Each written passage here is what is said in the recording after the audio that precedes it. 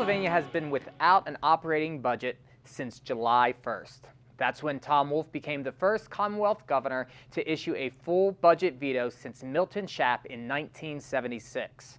Here to talk about this historic budget impasse and how we might be able to move forward is State Representative Ryan Mackenzie. Representative Mackenzie, welcome. Anthony, thank you for having me.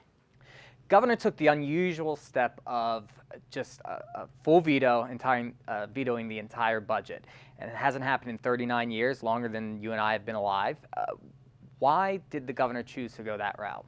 Yeah, I have to say it's really unfortunate the governor has chosen this approach. Governor Wolf did something again, as you mentioned, that hasn't happened in 39 years, and it's really put a lot of people in very difficult positions. So county governments, health and human service organizations, people that rely on state government funding are in a really difficult position because they don't know how to budget appropriately and how to plan.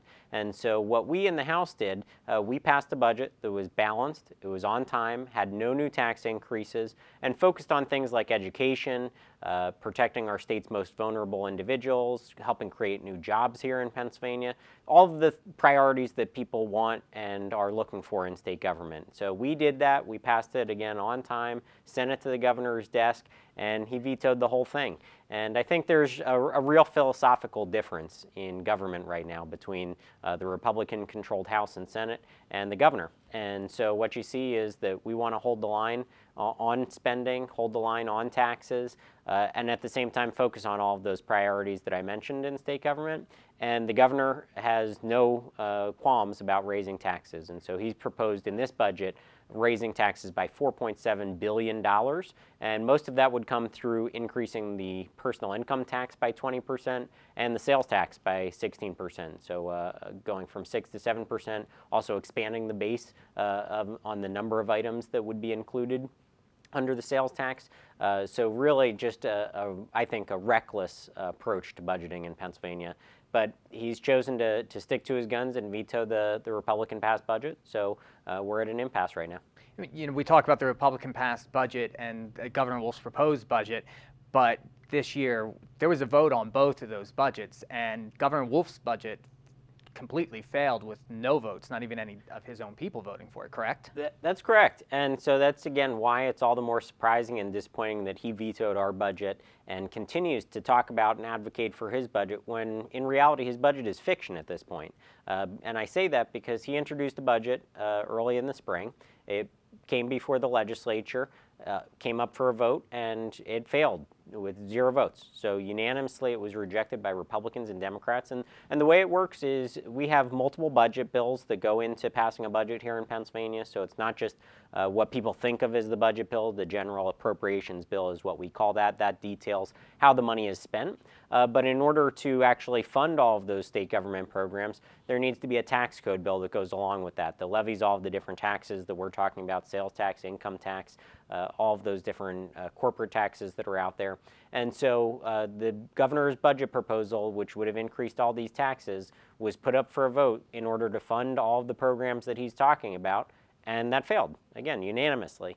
And so when he continues to talk about and advocate for this state budget, it's a bit disingenuous because it doesn't exist. People in the legislature have rejected it, bipartisan fashion, and nobody was willing to support that level of spending. So when he talks about all the programs that would receive funding increases through his budget, there's no political will or ability to get that done. So I consider it a bit odd that he continues to talk about that budget, and again, it's something that's not based in reality.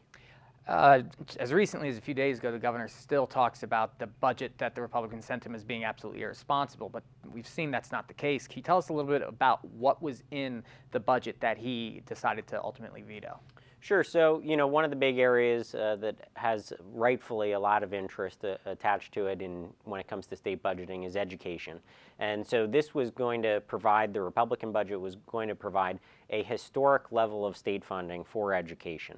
Would have provided an extra $100 million a year in basic education funding, an extra $50 million in pre-K, more money for special ed. A lot of programs would have received more money, higher ed included. And so $370 million of increased spending for education is what we had passed in the Republican budget. And again, historic levels of investment in education, something that's a priority for me. I went through our public school system in our area, received 13 great years of education, something that we want to make sure is there for all students going forward. And we were making that investment, but again, the governor rejected it. And so we're back at square one, trying to find a way forward.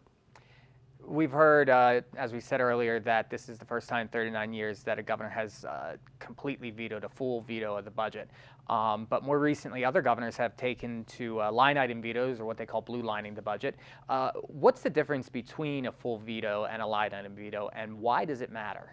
Sure. So in Pennsylvania state government, there are different options for a governor. He can obviously sign a budget into action, or he can veto it outright. And then there is a third option, which we call line item veto, or blue lining, it's sometimes also referred to.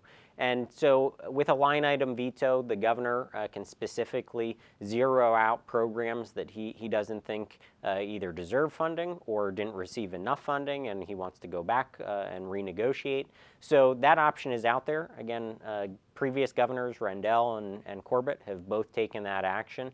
It's something that is fairly common in budgeting here in Pennsylvania. And that was an option that was on the table. And I think it's something that the governor should have really considered, because when you look at the overall state budget, it's made up in that general appropriations budget that I was talking about. There are about 401 line items of different programs that are out there receiving state funding. And that runs the gamut from education programs like we've talked about to health and human service programs. State corrections is in there. Lots of other good government programs that need to be carried out are included in that budget every year. And so 401 line items, 274 of those line items received at or above the level of funding that the governor had requested.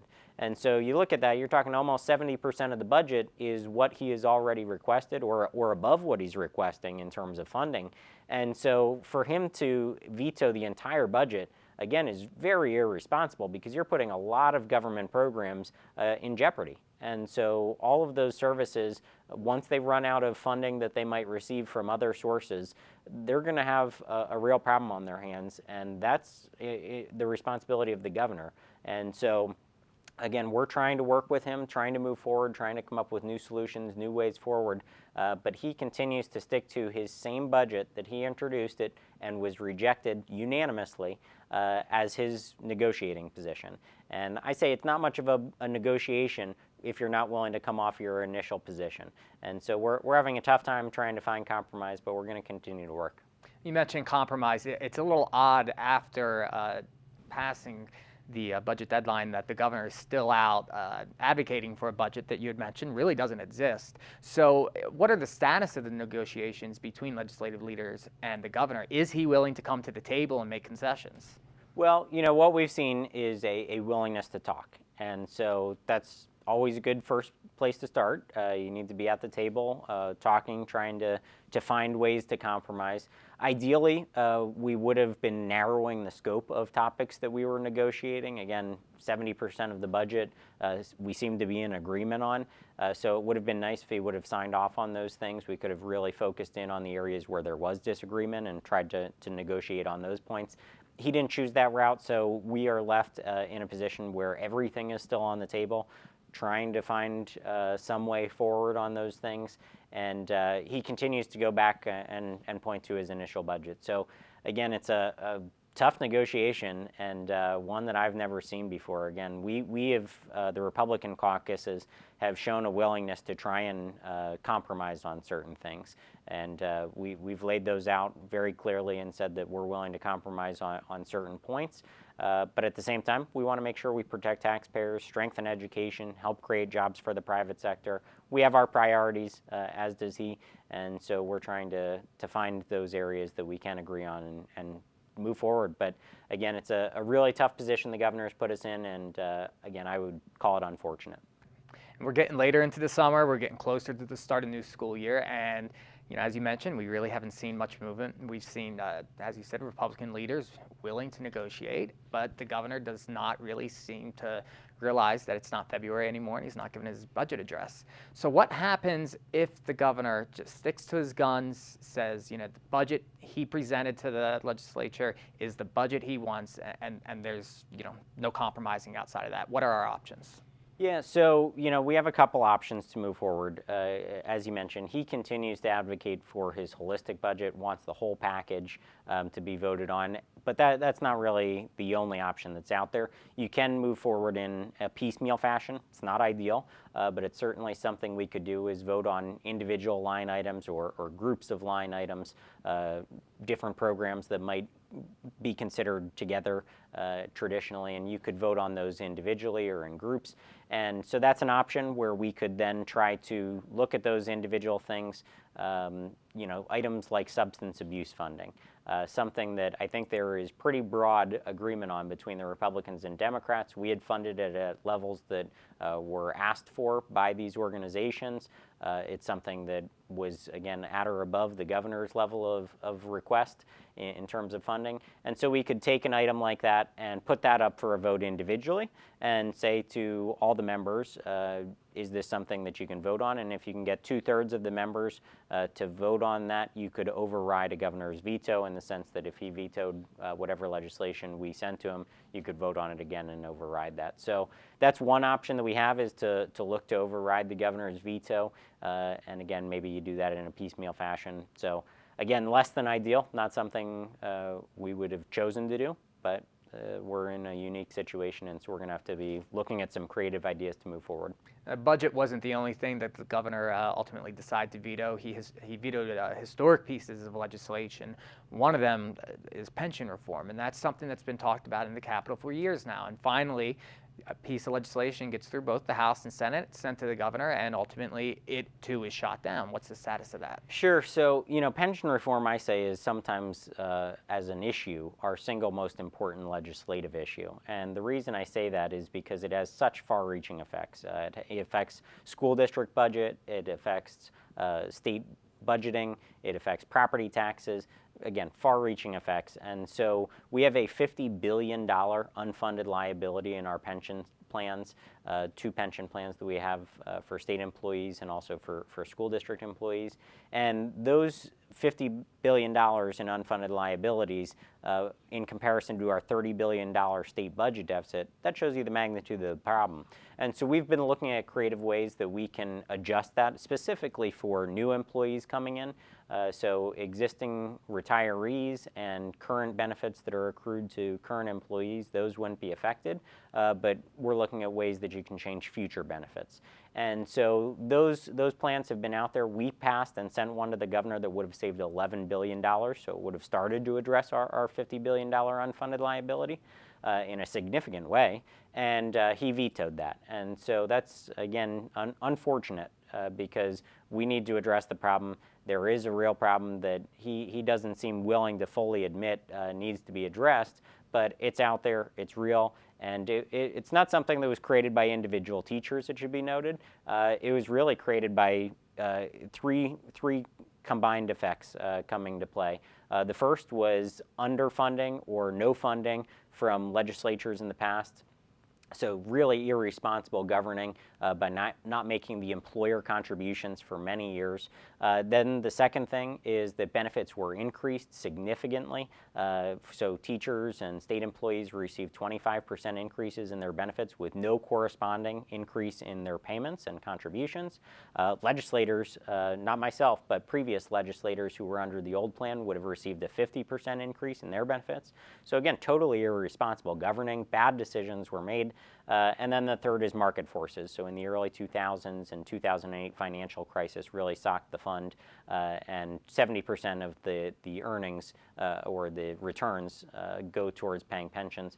Those didn't materialize. And so those three factors really hurt the pension fund and put it in a terrible spot that we need to now clean up and try to move forward. We sent the governor a proposal that would have helped address that in a significant way, but he rejected it. So again, back at square one. All right, Representative Mackenzie, thanks for joining us. It's very strange times here in the Capitol. Governor feels he has a mandate, but that necessarily doesn't mean that everyone in Pennsylvania wants to be paying more taxes. No, and you know, Republicans in the House and the Senate, all of us incumbents were reelected. We gained seats in our majorities, so we feel we should be speaking on behalf of our constituents as well. We're going to continue to do that, and we'll try to find compromise and move forward. Well, it's good to see that someone is. Thank you for joining us. Thank you. That's all the time we have for today's program. If you have questions about what you've just seen or any other state-related matter, Representative Mackenzie's contact information will be on the screen in just a moment. Thanks for watching, and please join us again next time for another edition of Legislative Report.